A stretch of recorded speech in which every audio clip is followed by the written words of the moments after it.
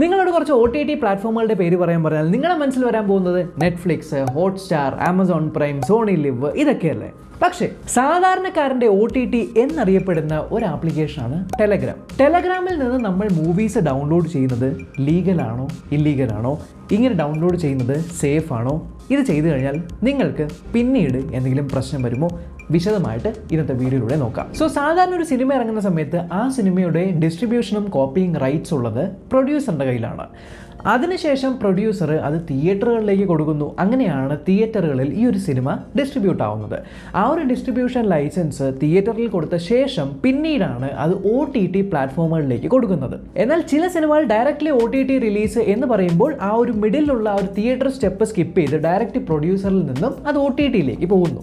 ഒരാൾക്ക് ഒരു cinema distribute ചെയ്യണം എന്നുണ്ടെങ്കിൽ അവരുടെ കയ്യിൽ ഈ റൈറ്റ്സ് നിർബന്ധമായിട്ടും ഉണ്ടാവണം. അതുകൊണ്ട് തന്നെയാണ് സിനിമ തുടങ്ങുമ്പോൾ ഏറ്റവും ആദ്യം കാണിക്കുന്നത് ഈ ഒരു സാധനം കോപ്പി റൈറ്റഡ് മെറ്റീരിയലാണ്.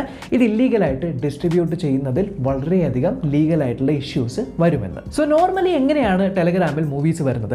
ഒന്നാമത്തേത് ക്യാമറിപ്പ്. ക്യാമറിപ്പ് എന്ന് പറഞ്ഞാൽ ഏതെങ്കിലും ഒരു വ്യക്തി ഒരു തിയേറ്ററിൽ പോയിട്ട് സിനിമ കാണുന്നു, അദ്ദേഹത്തിൻ്റെ കയ്യിൽ ഒരു ക്യാമറ ഉണ്ടാവുന്നു, ആ ക്യാമറ ഉപയോഗിച്ച് അതിൻ്റെ മുഴുവനായിട്ടുള്ള ഒരു കോപ്പി പകർത്തുന്നു, ആ ഒരു പകർത്തിയ ക്യാമറ കോപ്പി ടെലഗ്രാമിലേക്ക് അപ്ലോഡ് ചെയ്യുന്നു. ഇതിന് നമ്മൾ തിയേറ്റർ കോപ്പി എന്നൊക്കെ പറയാറുണ്ട്.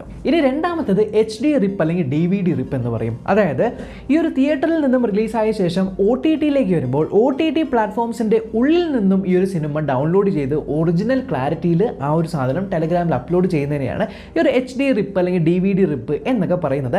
അത് നമുക്ക് പല ഫോർമാറ്റുകൾ അവൈലബിൾ ആയിരിക്കും. 1080p, ഈ ഒരു 720p അല്ലെങ്കിൽ 4K, ബ്ലൂറേ എന്നിങ്ങനെ പല ഫോർമാറ്റുകളിൽ അവൈലബിളും ആയിരിക്കും. എന്നാൽ ഇവിടെ മനസ്സിലാക്കേണ്ട കാര്യം, ഈ രണ്ട് രീതിക്കാണെങ്കിലും ഇവിടെ വരുന്ന ഇമ്പാക്ട് ടോട്ടലി സെയിം ആണ്. ഇന്ത്യയിൽ ഒരു നിയമമുണ്ട്, കോപ്പിറൈറ്റ് ആക്ട് 1957 സെക്ഷൻ 63. ആ ഒരു കോപ്പിറൈറ്റ് ആക്ട് പ്രകാരം നിങ്ങൾ ഒരു കോപ്പിറൈറ്റഡ് ആയിട്ടുള്ള മെറ്റീരിയലിനെ പകർത്തുകയും അത് പബ്ലിക്കിലേക്ക് ഡിസ്ട്രിബ്യൂട്ട് ചെയ്യുകയും ചെയ്യുവാണെങ്കിൽ ആ ഒരു പകർത്തിയ ആളും അതേപോലെ അത് ഡിസ്ട്രിബ്യൂട്ട് ആയത് ഡൗൺലോഡ് ചെയ്ത ആളും രണ്ടുപേരും കുടുങ്ങുന്നതാണ്.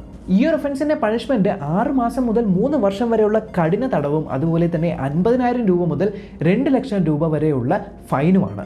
ഇനി അഥവാ ഈ ഒരു ഒഫൻസിൽ ഒരിക്കൽ പെട്ടുപോയി കഴിഞ്ഞാൽ പിന്നീടും നിങ്ങൾ ഇതേ ഒഫൻസ് ചെയ്യുവാണെങ്കിൽ ഈ ഒരു തടവ് ശിക്ഷ എന്ന് പറയുന്നത് 3 വർഷത്തിൽ കൂടുതലാവുകയും അതേപോലെ ഫൈൻ 1 ലക്ഷത്തിൽ നിന്നുമായിരിക്കും സ്റ്റാർട്ട് ചെയ്യുന്നത്.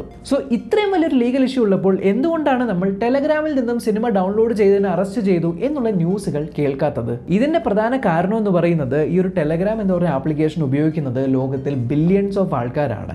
അപ്പോൾ ഒരാൾ ഈ ഒരു സിനിമ പകർത്തി ടെലഗ്രാമിലേക്ക് അപ്ലോഡ് ചെയ്യുമ്പോൾ അത് ഡിസ്ട്രിബ്യൂട്ടായി പോകുന്നത് അൺകൺട്രോളബിൾ ആണ്. അതുകൊണ്ട് തന്നെ ഇത് ആരാണ് ഏറ്റവും ആദ്യം അപ്ലോഡ് ചെയ്തത് എന്നുള്ളത് കണ്ടെത്താനായിരിക്കും പോലീസിന്റെ ശ്രമം. പക്ഷേ ഇവിടെ വരുന്ന പ്രശ്നം എന്ന് പറയുന്നത്, ടെലഗ്രാം ഒരു ഡിജിറ്റൽ ആപ്ലിക്കേഷൻ ആണ് ആൻഡ് ഇതിലേക്ക് അപ്ലോഡ് ചെയ്യുന്നത് VPN മുഖാന്തരമുള്ള സംവിധാനത്തിലൂടെയാണ് എന്നുണ്ടെങ്കിൽ അദ്ദേഹം എവിടെ നിന്നാണ് അപ്ലോഡ് ചെയ്തത് എന്നുള്ളത് കണ്ടുപിടിക്കാനായിട്ട് ലേശം ബുദ്ധിമുട്ടാണ്.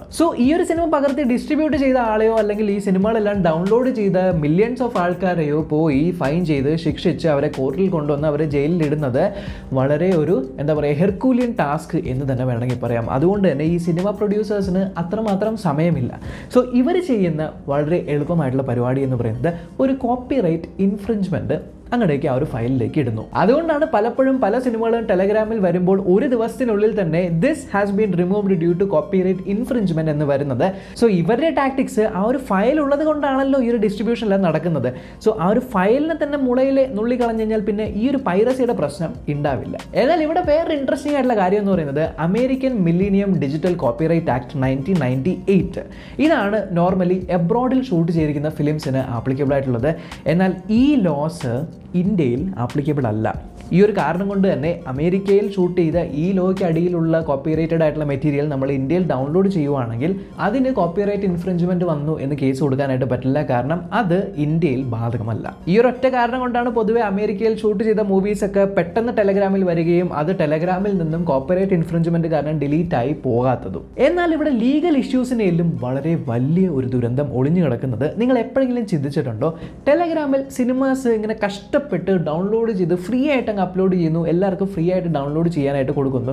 ഇവർക്ക് എന്താണ് ലാഭം? പലപ്പോഴും നിങ്ങൾ കണ്ടിട്ടുണ്ടാവും ടെലഗ്രാമിൽ ഈ ഒരു മൂവി ഫയലായിട്ടായിരിക്കില്ല കിടക്കുന്നത്, ചില ലിങ്കുകളായിട്ടായിരിക്കും കിടക്കുന്നത്. ഈ ലിങ്കുകളിൽ ക്ലിക്ക് ചെയ്ത് ഏതെങ്കിലും വെബ്സൈറ്റിൽ പോയിട്ട് അവിടെ നിന്ന് ഡൗൺലോഡ് ചെയ്യാനായിട്ടായിരിക്കും പറയുന്നത്. ഈ ലിങ്കുകളിൽ നിങ്ങൾ ക്ലിക്ക് ചെയ്തിട്ടുണ്ടെങ്കിൽ ഉറപ്പായിട്ടും ഒരു കാര്യം നിങ്ങൾ ശ്രദ്ധിച്ച് കാണും, ഇഷ്ടം പോലെ അഡ്വർടൈസ്മെൻറ്റ്സ് ഉണ്ടാവും. ആൻഡ് ഈ ഒരു അഡ്വർടൈസ്മെൻറ്റ്സ് നമുക്ക് കണ്ടിരിക്കാൻ പറ്റാത്ത അഡ്വർടൈസ്മെൻറ്റ്സ് ആയിരിക്കും. പൊതുവേ പേരൻസിൻ്റെ ഒക്കെ ചുറ്റുമാണ് നിങ്ങൾ ഈ ലിങ്കുകളൊക്കെ ക്ലിക്ക് ചെയ്യുന്നതെങ്കിൽ എപ്പോൾ പെട്ടു എന്ന് പറഞ്ഞാൽ മതി. എന്നാൽ അഡ്വർടൈസ്മെൻറ്റ്സ് കാണുന്നതിലും കൂടുതൽ പ്രശ്നം ഈ ഒരു അഡ്വർടൈസ്മെൻറ്റ്സിലെല്ലാം ഒളിഞ്ഞു കിടക്കുന്ന ആഡ് വെയറുകളാണ്. സോ പലപ്പോഴും ലിങ്കുകളിൽ നിന്ന് സിനിമ ഡൗൺലോഡ് ചെയ്യണമെങ്കിൽ ചിലപ്പോൾ അവർ നിങ്ങളോട് ഒരു പ്രത്യേക APK അല്ലെങ്കിൽ പ്രത്യേക ആപ്ലിക്കേഷൻ, പ്ലേ സ്റ്റോറിലും ആപ്പ് സ്റ്റോറിലും ഇല്ലാത്ത ആപ്ലിക്കേഷൻ ഡൗൺലോഡ് ചെയ്തിട്ട് അതിൻ്റെ ഉള്ളിൽ നിന്നും കാണൂ എന്ന് പറയാറുണ്ട്.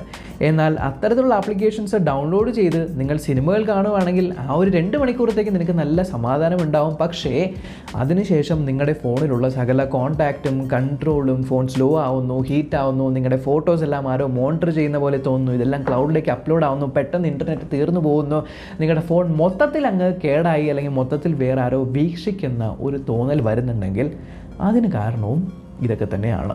ഇതിൻ്റെ ഏറ്റവും വലിയ സിംറ്റം എന്ന് പറയുന്നത് കലണ്ടർ വൈറസ് ആണ്. പെട്ടെന്ന് ഒരു ദിവസം നിങ്ങളുടെ സ്മാർട്ട് ഫോണിലെ കലണ്ടർ എടുത്ത് നോക്കുമ്പോൾ you have been infected with virus എന്ന് പറഞ്ഞ് കണ്ടമാനം കലണ്ടർ ഇവൻറ്റ്സ് ക്രിയേറ്റ് ആയത് കണ്ടിട്ടുണ്ടെങ്കിൽ, അത് നിങ്ങളുടെ നോട്ടിഫിക്കേഷൻസ് എപ്പോഴെപ്പോഴും പോപ്പ് ചെയ്ത് വരുന്നുണ്ടെങ്കിൽ ഇതും ഒരു കാരണമാണ്. സോ ഫൈനലി ടെലഗ്രാമിൽ നിന്ന് മൂവീസ് ഡൗൺലോഡ് ചെയ്യുന്നത് സേഫ് ആണോ ഇല്ലീഗലാണോ?